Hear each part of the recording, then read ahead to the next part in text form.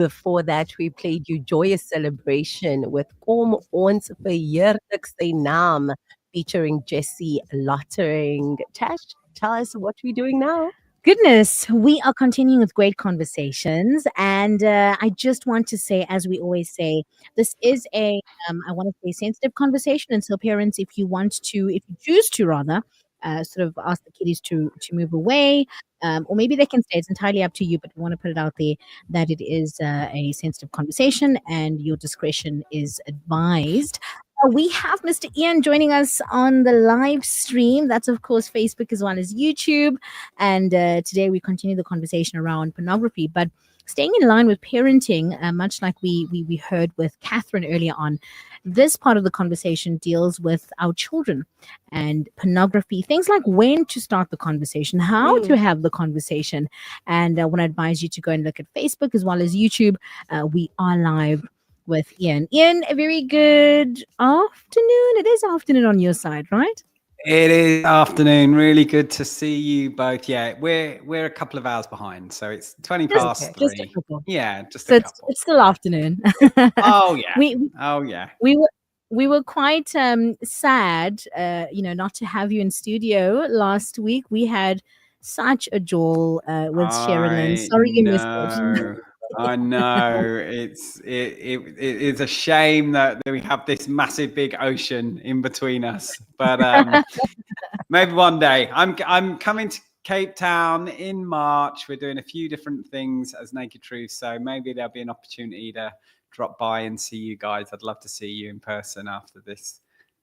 Absolutely. And you can have a look at the view that Sherilyn was talking about. That I think she sent you videos. You at least got it in video form, right? I did. It looked beautiful. Oh, man. I hope you're well and that you're having a good start to your week, Ian. Again, thank you for making time to chat to us this afternoon. No problem. Yeah, I'm really doing well. Thank you. Yeah. Fantastic. Now, again, I mean, we've started this series around pornography, and we've had various sort of themes around it as we've started. But today is very important, I think, for anyone that has the responsibility and the role and maybe even the task of being a parent or a guardian of some sort. And so the conversation around pornography, how do we even begin to unpack that conversation, bearing in mind that children range from different ages, and so toning it to still make sense, but also not sugarcoating anything. Let's talk about that, the importance of starting that conversation. Yeah, I mean, it's so important, isn't it? I'm a dad. I have 2 daughters, and my youngest was actually born the same year that the iPhone was launched. So she's 17, she'll be 18 this year, but 2007, the year that the iPhone was launched. So my youngest and my eldest, who's only a few years older, they are what people call digital natives.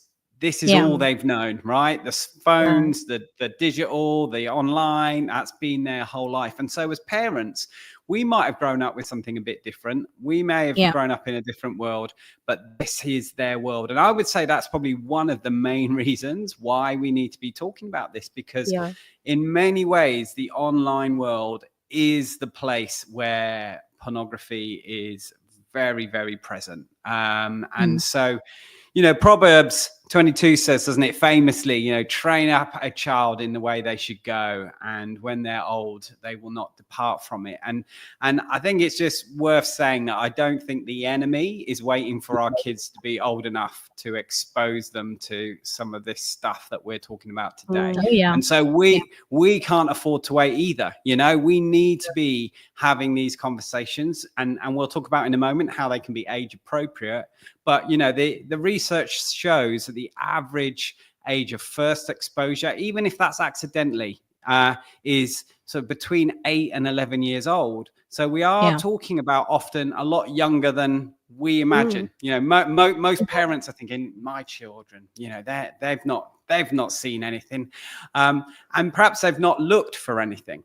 But because of the digital world, because of smartphones, because of tablets, because of these things, it has become so easy, even for our younger children, to be exposed even accidentally. And so that's why we want to be talking about it, because the world is talking about it. Their friends could be talking about it.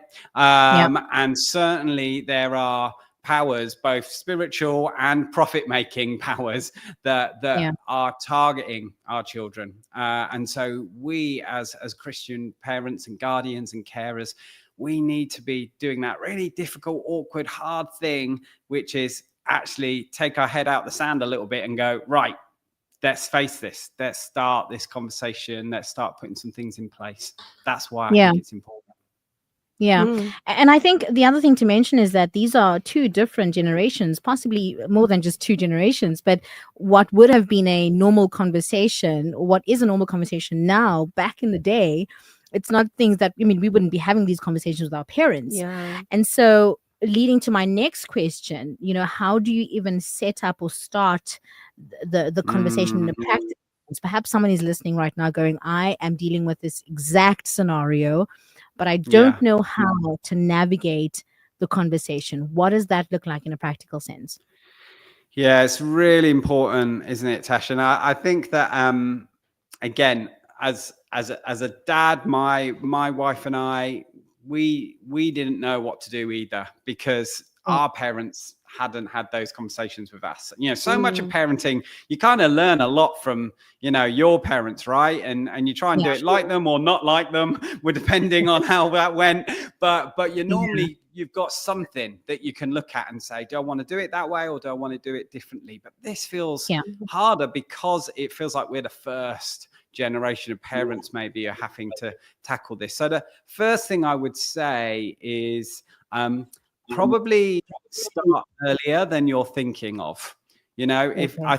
I think a lot of parents think, well, if we bring this up, is it going to get them curious? If I even Yeah. talk about this, am I actually opening something up to them that they weren't even thinking about? And I understand that concern, and I've felt it too as a parent.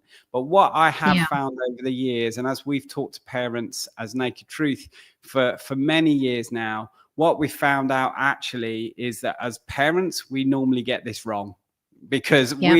we want to think, although they're not old enough yet for this conversation. Sure. Sure. Actually, often they are. But it's how we can do that in an age appropriate way. A 6-year-old doesn't need all the details, of what pornography is or what it's like. But what we can start talking to them about, even when they're little, is that the internet is like, I don't know, for example, we use this analogy of the internet's like a city. And cities are Yeah. great places. You guys live in a city, and we brought up our girls in a city. And so even when they were little, we were teaching them things like how to cross the road safely, or that these are the Mhm. places which you go to, and you have mum and dad with you when you go to these places. Yeah. And that cities are brilliant, they're fun, there's great education, entertainment, there's lots of good stuff going on, but there are dangerous places, and there maybe are people that we have to be cautious about. And even when we're Yeah. little, we have those conversations with our kids. We don't say why maybe those people are dangerous. We just say, stick with me, and that's why I have this rule, is to protect you, to keep you safe. So actually you can have some of those kinds of conversations even when our kids are smaller. I think we can say the internet's brilliant, it's lots of fun, I want you to enjoy it, but a bit like Yeah. our city, there are some dangerous places and some people that you need to be careful of. And so I'm going to put some rules in place that keep you Yeah. safe. I'm going to kind of, like I hold your hand when I cross the road, I'm going to make sure that you can't just go on any app you want to, or I'm going to make Right. sure that I've got special controls on the internet that mean that some websites don't work. And so Mm. explaining even why you've got parental controls in place is starting to have the conversation. Yeah. I think as they get older, the conversation can have a little bit more detail to it. I mean, I have, with my girls, often tried to use real life moments. If we're Yeah. listening to something on the radio, Mm. and there's a news item that comes up, and it's about something that I think, actually, this is an opportunity to just say, hey, what do you think about that? Right. I often try to not make it personal. So, for example, I might say to my 16-year-old, when she was 17-year-old, when she was younger, when she was 15, 16, I might say to her, oh, I've heard on the news that lots of schools, there's people sending sexual images, nudes to one another in school. Have you heard about that happening in your school? Have any of your friends been asked to send something? And she knows what I'm doing. She knows that I'm kind of like, but I think she just appreciates I'm trying to make it a little less awkward by talking about it in a Right. more general way. But we're having the conversation. The other Mm. thing I would say is a really helpful tip for people is just kind of keep these kind of conversations shoulder to shoulder is a good rule. What I mean by that is don't sit them down at the table at home and look them in the eye and say, right, let's talk about pornography then. That is just going to be awkward for everyone. Yeah. But when you're doing the washing up and you're not having to look at each other, but you can ask a question or you can say something, I think is a good time to do it. Or in a car or when you're going for a walk. These are good times. That's why I say shoulder to shoulder, because it feels a little less awkward, a little less weird. It's a little easier for them to talk about some of those personal things. And again, if you're keeping it general, what do you think about this? Have you heard about this?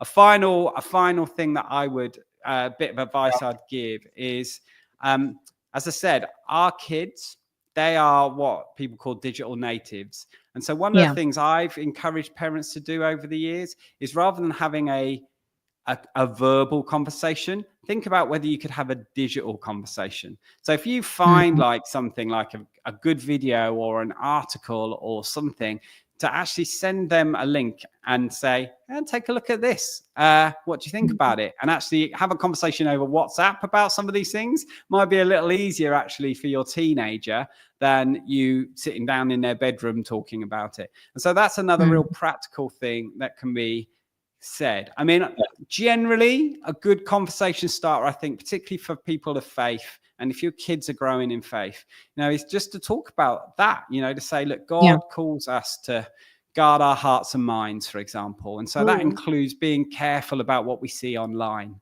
And so if anything you come across online makes you feel uneasy or you just see something and you kind of not sure, I want you to know you can always talk to me about it, because I want to help you guard your heart and mind too. That's part of my job, and you're not going to get in trouble. I'm not going to have a go at you. And particularly when they're younger, I think that's really important as well. I think we mentioned last time I spoke about the 3 T's, Tash, this idea of saying to a younger child, if you see something online that makes you feel uneasy or you see somebody and you're just not sure about it, and that, then I want you to remember the 3 T's, and that's not your fault. So I want you to turn it off. That's the first T. I want you to turn your phone off, the tablet off. I want you to turn away, leave it in the room and walk away. And then the third T is I want you to tell me. And I promise you, you won't get in trouble. You won't get in trouble for talking about this stuff, because we need to talk about this, because it's my job as your parent, your guardian, your carer. It's my job to protect you and look after you. This isn't your fault. The internet's brilliant, but it's got some dangerous things and some things that we need to protect you from. And so we want to protect you. And that's why I want you to tell me. So talking about it in that way removes shame, which I think is really important, particularly as they get older. But it also kind of helps you talk about why they need protecting. And you can do that in an age appropriate way, I think. Yeah. And it also, I think, sets a safe space, because that's very important in order for our children to be able to come to us with these questions, for lack of a better word. And I just want to touch on that, the importance of continuing the conversation, because we know that it doesn't end with approaching it and starting it, right? Because they're always going to do something. And so how important is it that we continue the conversation and be consistent in our approach? Just before I give over to Ntsiki. Yeah, that's really, really key, isn't it? And any parent, any guardian, any caregiver knows that their kids seem to be changing constantly, and what used to be a problem, isn't a problem, and what didn't used to be a problem now has become a problem. We see that all the time, don't we? So obviously this is again one of those things where even if now you've sat down and you've had a chat and they're like, no, I'm all good, I haven't, I know what to do, or I haven't seen anything, you don't need to worry, or whatever, to keep this conversation going, I think is important because their lives are constantly shifting and changing. Meet a new group of friends, or they've just kind of heard something and they've got a bit more curious, so they've looked when they hadn't looked before for things, and all that stuff I think is why we need to not just think this is one conversation that's really awkward and then I've done it and I don't have to worry about it again. It's so key that we keep going. And actually the Bible mentions that, doesn't it? When it says, bring them up in training and instruction, there's this kind of ongoing, we're raising them up. It is part of our discipling of young people. You don't disciple someone once. You don't just have like a one conversation if you're discipling them or raising them up in the Lord. We know in other areas of discipleship, that's ongoing. You keep talking about it. You keep reminding. C.S. Lewis famously said, that people often need reminding more than they need instructing. That there is this thing around actually the continuous is really important. And so I think we can have also age-appropriate conversations, as I said. So when they're younger, it's maybe, saying some pictures aren't for kids. If you see something strange, tell me. Like I said before, maybe as they get older, as they're kind of 9 to 12 years old, we can start having a slightly different conversation. We can say, the world often shows a fake version of love and relationships. Let's talk about what God's designed. Let's talk about what God thinks about love and relationships. You're still not talking about porn, but what you're doing is you're helping have that conversation. And then as they're teenagers, maybe the conversation's a bit more around, did you realize that pornography is addictive and it distorts what God intends for relationships? And if this is something that you're struggling with, we can talk about it and how we can help you. And it's a very different conversation. So that's why we need to keep having the conversation, if that makes sense. Beautiful, beautiful. If you've just joined us, we are chatting to Ian from Naked Truth. We are live on our Facebook page and on our YouTube page. And as Tash said a little bit earlier on, your discretion is advised. If you do have children in the room and this is not a conversation that you'd like them to hear at this point, we do advise that you please ask them to leave the room as we continue into conversation. Very briefly, Ian, I just want to touch on, you mentioned that discipleship is not a one and go discussion.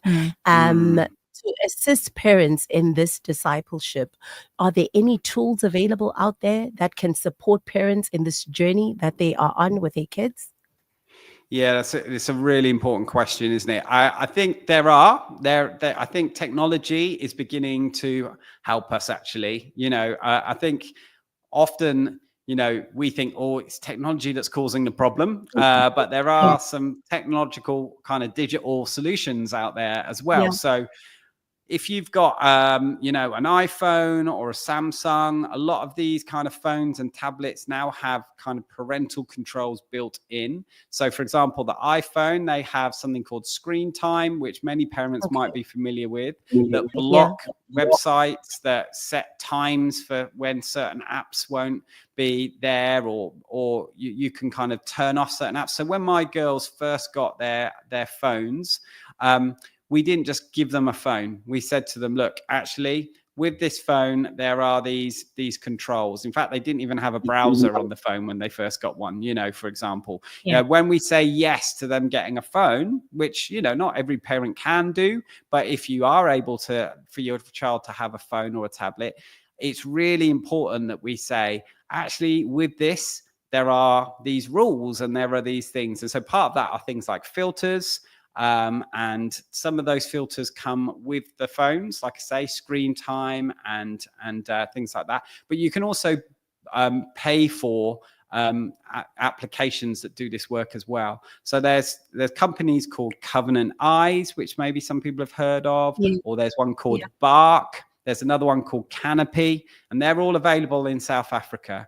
And they have subscriptions, but they have all sorts of different things from blocking content. Like Canopy does that using AI, so that in real time, if there was, for example, a naked picture and they're scrolling through something, it would block it straight away in real time. So the technology now can help. And so it's good to just kind of understand a little bit more about some of that technology. Some of it's free and just comes with your phone. Some of it you have to pay for. Another tools I think are really good to look at are their books, good old fashioned paper books. They're good too. And so a good book you can buy on Amazon.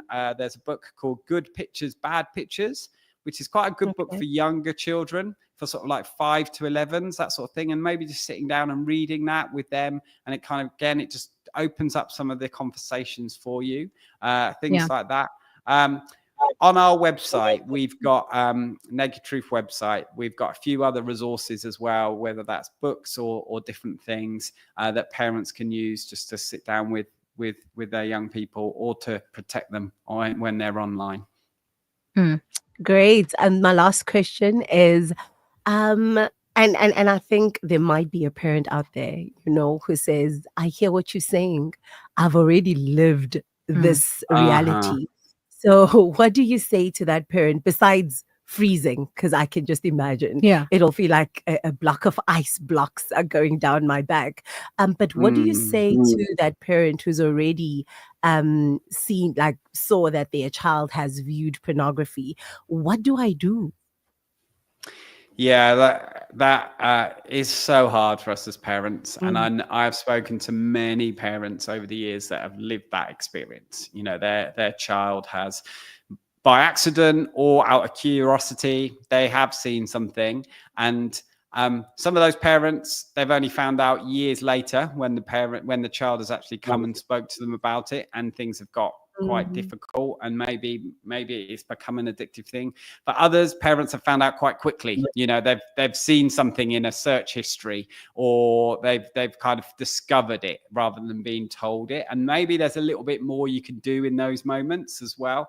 So I would say some first steps when you first find out, however that is, whether that's a teenager coming to tell you because maybe they've been at a church and they've been convicted and they're coming to talk to you about it, something that actually has been happening for a while, or whether it's something you found because you've kind of seen a search history or you've seen something like that. One would be stay calm when you're talking to them and when they're telling you, our kids always are watching our body language, our facial expressions, the way that we react. And particularly this is so important because they are going to potentially, however old they are, they've probably got a sense of, there's shame here. They're carrying shame. Even when they're young, they can sense, oh, hang on a minute, this isn't right. And so I would try your best to be a straight face, and then to be sort of saying, thank you so much for being honest. I'm so glad we can talk about this. Thank you for being brave. Thank you for telling me these things. I think then the next thing to say would be maybe ask some open-ended questions. So can you tell me what happened? Or can you tell me what happened? And something like that. Sorry, I've just realized I thought that noise was coming from your side and it was from my side. Apologies for that. So ask open-ended questions. Can you tell me what happened, or how did you feel when you saw it? I think that's a really good question because again, that allows them to talk about it. And I think that, again, we often jump into, right, let's solve this. Let's fix this. Let's punish this, or what, all sorts of thoughts that are in our minds. But actually to try and create a time where you can listen and they can talk is really important. Reassure them of God's grace, really make sure they know that, they're not defined by this. This is something maybe that's happened, but it's not who they are. And to be reassuring of them of that of his love, of your love, that's so, so important. And then the next thing is, okay, what can you do? What plan can you put in place? What safeguards can you put in place? So if you haven't had those filters before, or you haven't had open conversation before, it's like, right, okay, we're going to put some of these things in place. And so even though something might have already happened, I think you can still say, well, just because this has happened before, we can start from today, new start. Let's get the filters in place. Let's get a check-in in place, whatever that might be. So removing the shame by not overreaction, even if we're feeling it all inside and we have to then go into another room later and have a cry or Yeah. whatever. But when we're Yeah. with them, in front of them, in that moment, we're thanking them for being honest. We're saying we're glad that we can talk about it. We're asking open questions that can mean that we can listen to them when Come we're on. assuring them of God's grace. And Yeah. then we're trying to put some practical things in place and not feel bad about the fact that that hadn't happened before. That's done. That's the past. Mm. Let's focus on what's now. And so having some of those safeguards in place, filters, conversations is really important for the future. Love Yeah. it. Thank you so much, Ian. We are running out of time. I know that next week we're going to be looking, of course, we're going to be having a focus on spouses, and also I think the following week a Q&A with our listeners. So super excited for that. But very quickly before we let you go, should anyone want any other information, where do they find you? Yeah, I mean, you can look at our website, nakedtruthproject.com, which has got some information about for parents and support for parents. So definitely worth looking at that as well. Also, you had Shell in last week, and we've got some parent evenings and parent workshops coming up in March. And so that's actually the live events that parents can attend, where we'll talk about this in a lot more detail. So people can Mhm. contact Shell to find out more about that. And that the WhatsApp for that is 0844N-Truth. So if people want to contact her to find out about the details of those parent events, then that's another way they can do that. Fantastic. Ian, once again, thank you for your insight and just being obedient to even having this conversation with us this afternoon. Thank you for inviting me. Always love seeing you guys. All right. Bless you. Hey, chat soon. Cheers. Yeah. There you have it. That was